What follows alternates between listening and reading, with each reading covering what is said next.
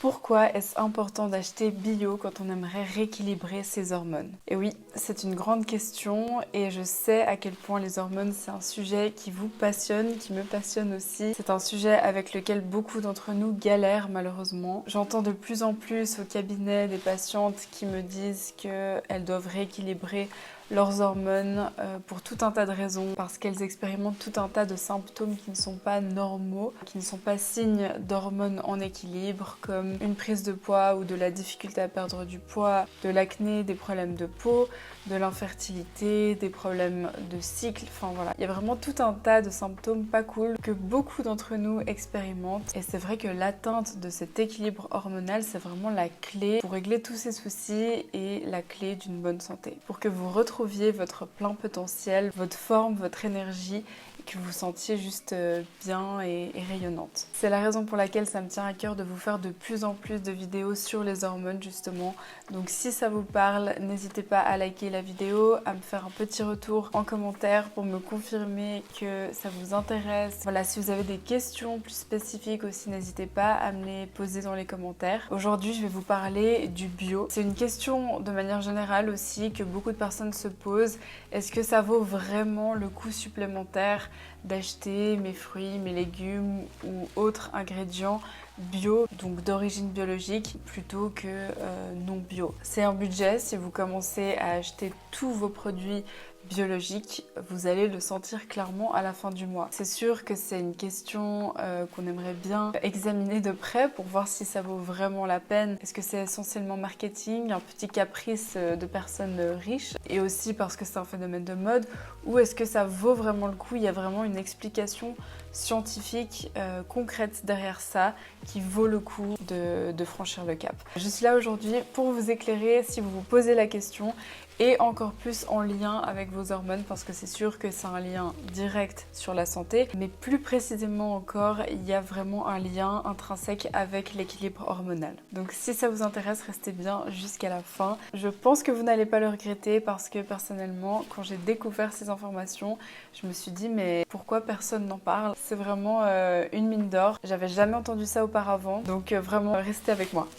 Ça vaut le coup, je vous promets. Alors, pour commencer, je pense que vous n'êtes pas sans savoir que notre nourriture est sprayée d'ingrédients chimiques qui nous causent potentiellement le cancer. Déjà, rien que ça, je pose ça là, c'est fou. C'est scandaleux et j'arrive pas à croire que c'est la réalité. Mais pourtant, ça l'est. Si on réfléchit, pourquoi on fait ça? Eh bien parce que quand on spraye des pesticides sur nos aliments, on s'assure que les insectes ne viennent pas les manger. Rien qu'avec ça, on peut déjà se dire que ça doit être sacrément toxique pour que les animaux qui ont cet instinct naturel n'aillent pas sur ces aliments. Eux, ils sont en mesure de ne pas aller manger quelque chose qui va potentiellement les empoisonner. Alors que nous, pourtant, on les mange, ces aliments. Tout ça, c'est super pour l'agriculteur parce que ça lui permet d'éviter les pertes. Par contre, pour notre santé, à nous les humains, c'est une catastrophe. Et ce que veut le biologique, et c'est bien pour cette raison qu'il est plus cher d'ailleurs, c'est qu'il certifie que c'est une nourriture qui n'a pas été sprayée, contaminée par ces pesticides. C'est aussi la raison pour laquelle le bio n'est pas toujours aussi beau, aussi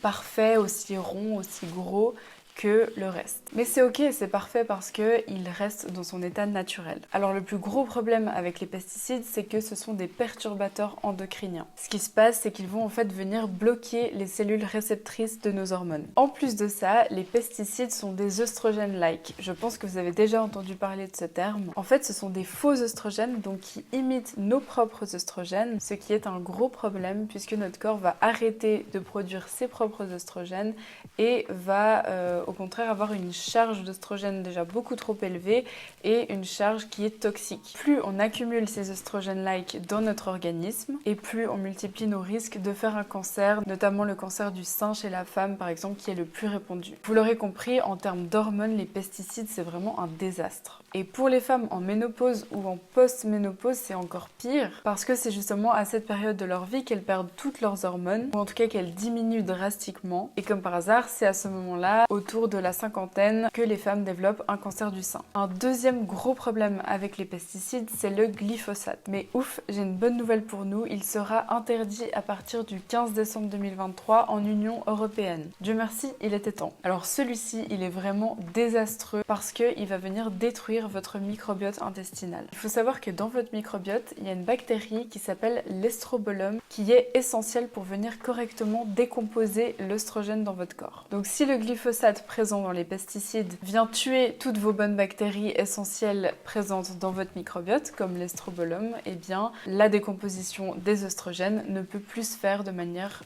optimale, ce qui vous cause un méga déséquilibre hormonal. En général, ça crée une prédominance en œstrogène. Et c'est souvent là que beaucoup de femmes prennent du poids de manière très rapide, sans changer leurs habitudes alimentaires, sportives, et qu'elles ont une peine immense à le perdre ensuite. Une autre chose que le glyphosate fait qui est vraiment pas cool, c'est qu'il emmène directement les métaux lourds, donc toute la charge toxique dans votre cerveau. Qu'est-ce qu'il y a dans le cerveau? Il y a notamment l'hypothalamus. L'hypothalamus qui est aux commandes de tout votre système hormonal. Donc si ça bug là en haut, évidemment que ça va bugger partout. De plus, comme je vous l'ai dit, le glyphosate donc détruit votre microbiote intestinal, ce qui va rendre votre muqueuse intestinale perméable, donc il y aura comme plein de petits trous. Par conséquent, toutes vos mauvaises bactéries, toutes vos toxines vont passer là où elles ne devraient jamais passer, et ce qui vous crée tout un tas de symptômes comme ce qui peut expliquer votre fatigue chronique, vos allergies à tout et n'importe quoi, vos intolérances alimentaires. C'est de là que vient l'intolérance au lactose, au gluten. Attention, je ne parle pas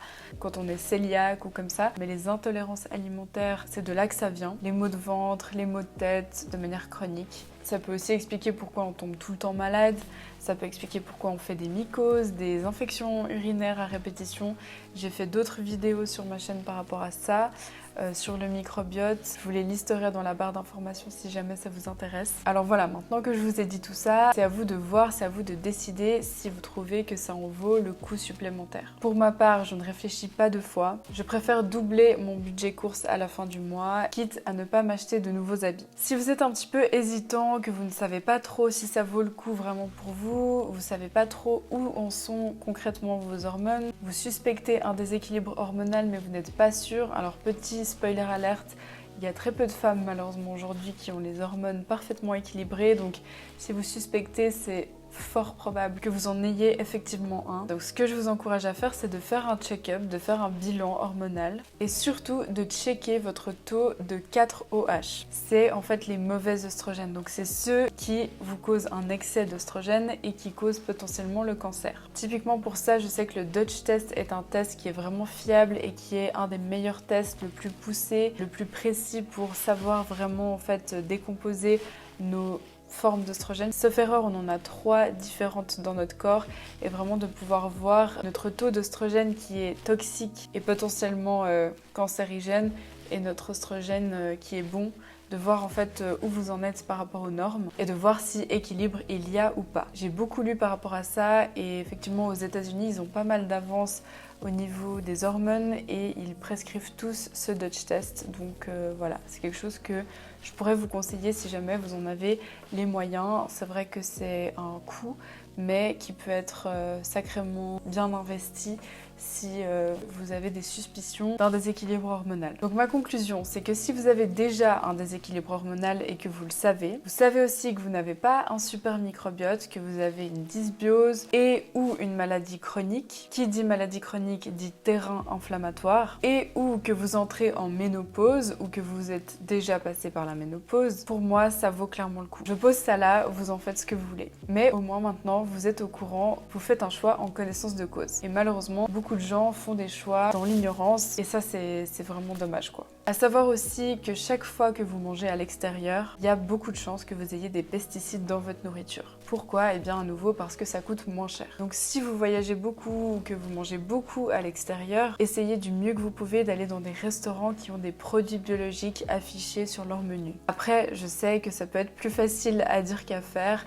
Ce que je vous conseille surtout, c'est d'appliquer la règle des 80-20. Vous n'allez pas développer un cancer si vous appliquez cette règle. Si le 80% du temps, vous ne mangez pas de pesticides. Et puis si jamais, dernière chose pour vous faciliter un petit peu la vie et quand même essayer de minimiser un peu l'impact sur votre budget course, il y a ce qu'on appelle les Dirty Dozen et les Clean 15. Je ne sais pas si vous avez déjà entendu parler de ça, mais en gros c'est une liste des 12 fruits et légumes les plus contaminés en pesticides qu'il faudrait vraiment acheter bio. Et ensuite pour contrebalancer, il y a la liste des Clean 15 qui correspond aux fruits et légumes les moins contaminés en pesticides. Donc c'est ceux que vous pouvez vous permettre entre guillemets d'acheter non bio. Et puis évidemment ce que je vous ai dit là, ça s'applique vraiment aux fruits et légumes. C'est clair que si vous devez faire une priorité dans ce que vous achetez bio ou non bio, si vous n'avez pas le budget d'acheter tous vos aliments bio, ce que je peux totalement comprendre, moi-même je ne le fais pas, et bien vraiment prioriser cette liste des Dirty Dozen,